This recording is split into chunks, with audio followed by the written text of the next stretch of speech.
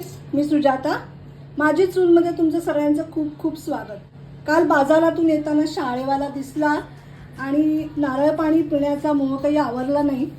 नारळ पाणी पिता पिता लक्षात आलं की चला आपण शहाळ्याची भाजी दाखवूया. त्याच्याकडनंच मलई आणि शहाळ्याचं पाणी काढून घेतलंय. चला पाहूया शहाळ्याची भाजी.